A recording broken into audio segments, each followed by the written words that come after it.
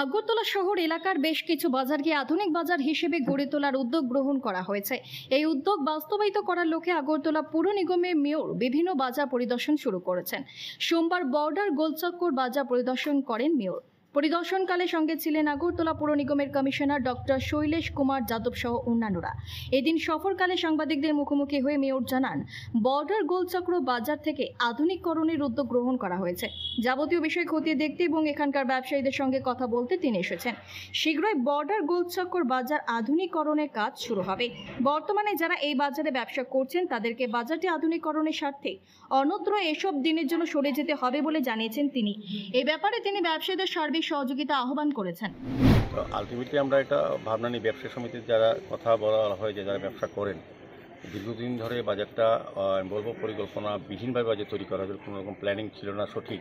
সেই কারণে বাজারটা করা সত্ত্বেও সরকারি টাকা ব্যয় করা সত্ত্বেও এটা ব্যবহার করা যায়নি। ব্যবসায়ীরা সেভাবে ব্যবসা করতে পারছেন না। সেভাবে চিন্তা করে আমরা নতুনভাবে পরিকল্পনা গ্রহণ করার চিন্তা করেছি।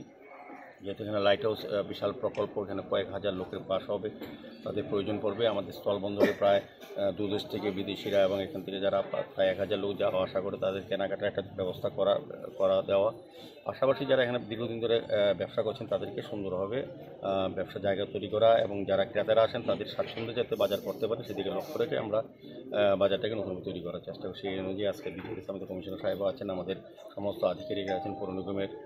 তো আমরা এর মধ্যেই চেষ্টা করব বাজারটাকে নতুন করে তোলা। সেই ক্ষেত্রে আমরা ব্যবসায়ীদের সার্বিক সহযোগিতা চাইব এবং এলাকার যারা ক্রেতা তাদের কাছে আমরা আবেদন থাকবে, তারা কিছুটা দিন হয়তো বাজারটা শিফট করা হবে, ছোটো আকারে হবে, সেখানে যে তারা একটু আমাদেরকে সহযোগিতা করে।